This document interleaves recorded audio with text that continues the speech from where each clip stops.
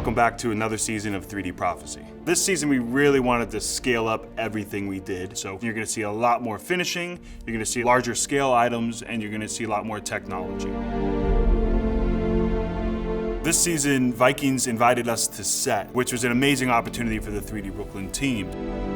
We took a product called an iSense, which attaches to an iPad, and 3D scanned all 10 props from this year's 10 episodes.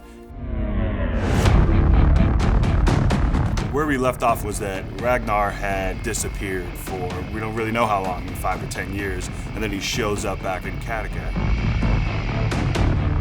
So it really just ups the ante for this season, because now you have Ragnar's sons full grown. Half of them hate Ragnar, half of them admire Ragnar still.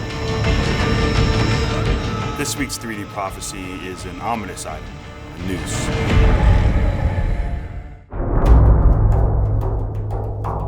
Scanning the noose on set was a challenge because it hangs from another object, so it's kind of always moving. In an ideal situation, the objects are perfectly still. A rope is something that has a lot of surface detail. That really helped us in the design stage because we had a reference from 360 degrees. We wanted to print the noose at full scale because 3D printing technology today is fairly small. It requires you to print things in sections and then assemble them after they're printed.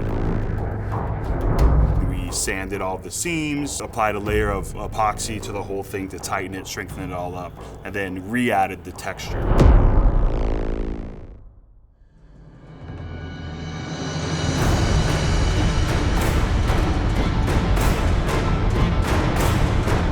The noose is one of those objects that requires an organic approach to designing. So it was a challenge to get the rope looking like it should, where you have these interweaving strings essentially that make up the surfacing of a rope. Having to create a knot in a digital environment is complicated. The knot took about 16 hours just to print that. The noose provided its own challenges, but the team handled it, and I think that the final product turned out great.